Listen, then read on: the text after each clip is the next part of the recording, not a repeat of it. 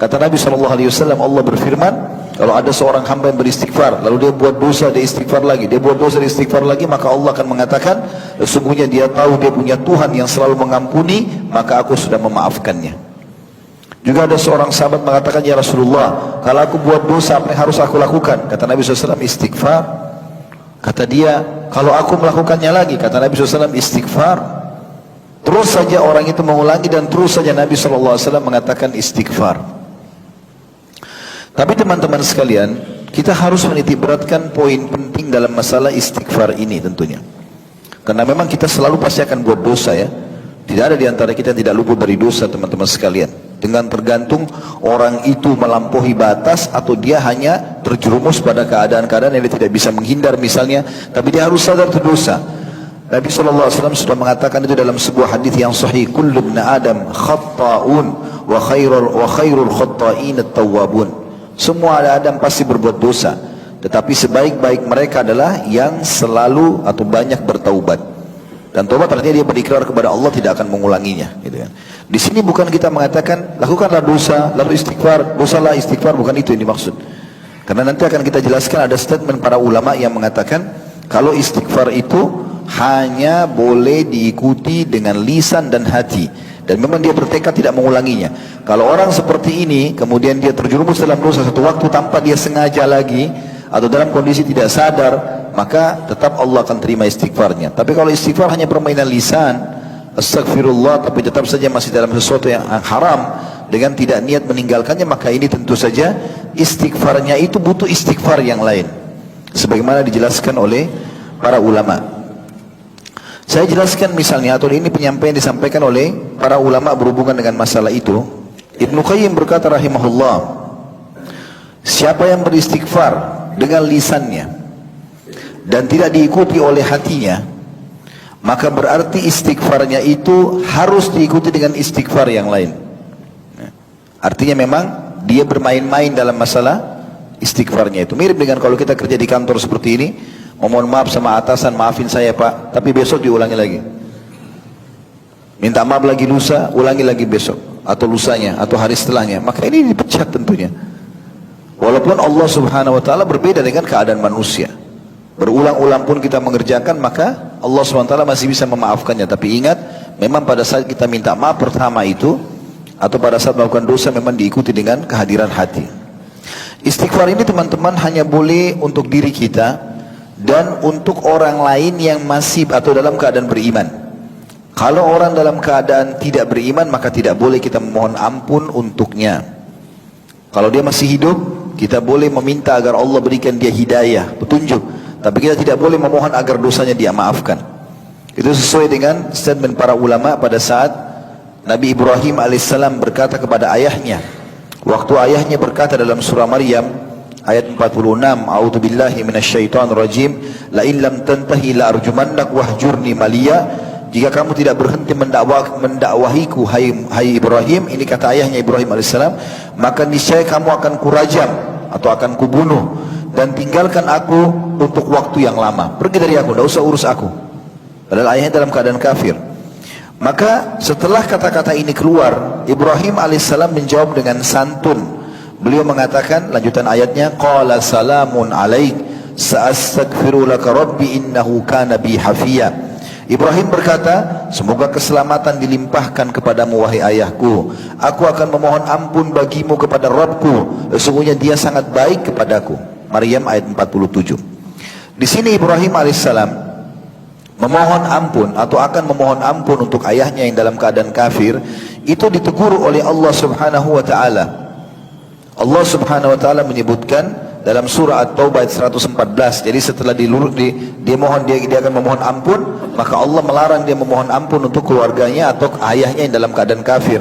Dan Allah mengingatkan, setelah datang peringatan kepada Ibrahim, Ibrahim meninggalkan itu.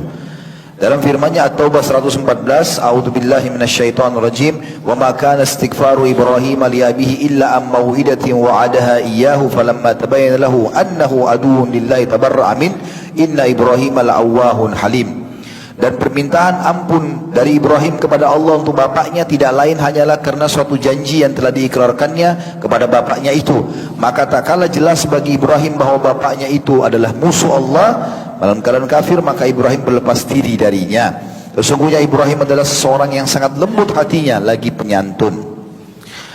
Juga tidak boleh memohon ampun bagi orang-orang musyrik, ya. Sama, kafir musyrik, tapi orang musyrik ini sebenarnya mereka beriman sama Allah tapi masih menyekutukan Allah Subhanahu wa taala. Sebagaimana Allah mengingatkan Nabi Muhammad sallallahu alaihi wasallam di dalam firman-Nya surah At-Taubah 113. A'udzu billahi minasyaitonir rajim. Ma kana lin nabiyyin walladzina amanu ma kana lin nabiyyin walladzina amanu ay yastaghfiru lil musyrikeena walau kanu uli qurba min ba'di ma tabayyana lahum annahum ashabul jahim.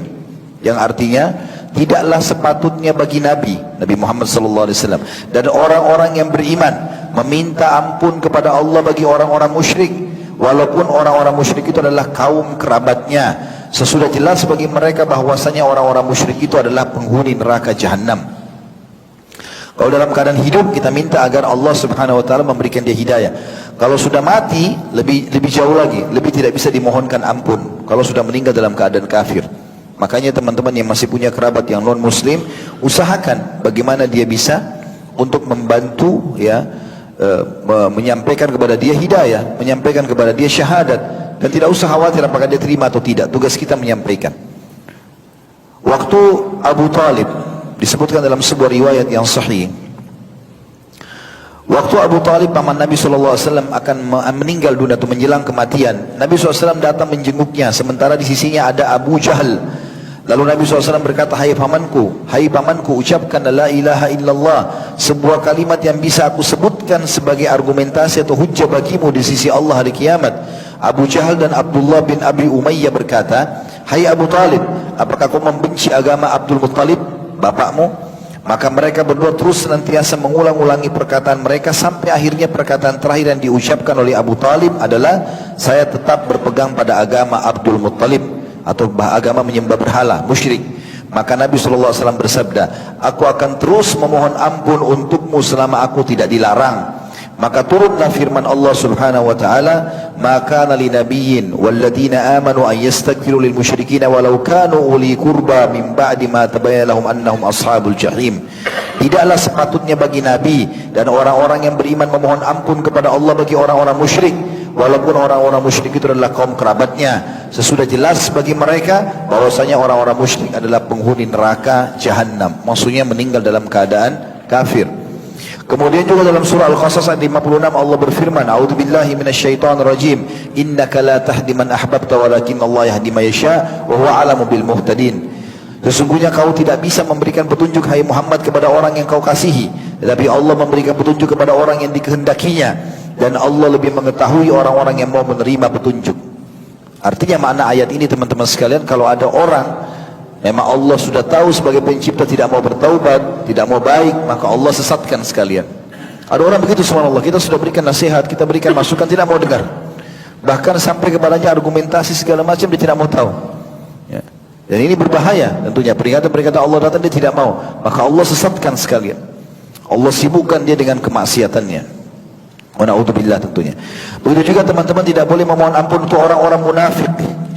Untuk orang-orang munafik, sebagaimana disebutkan kisah tentang Abdullah bin Ubay. Abdullah bin Ubay ini salah satu pemimpin orang munafik di Madinah. Pada saat dia sakit keras, dia mengatakan, hai Muhammad, dia mengatakan Nabi SAW, tentu karena dia lebih tua dari Nabi, dia panggil Muhammad gitu kan. Memang dia orang munafik, bukan muslim.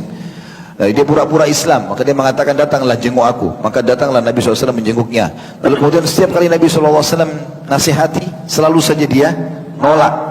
Dan dia selalu mengatakan, mana suku-suku Yahudi fulan atau suku fulan dan suku fulan. Sampai akhirnya waktu Nabi SAW nasihati, dia mengatakan, sudahlah Muhammad, bukan saatnya bicara masalah itu. Saya hanya ingin pada saat saya meninggal, maka engkau memberikan bajumu ini agar aku dikafani dengannya, dan mohonlah ampun untukku.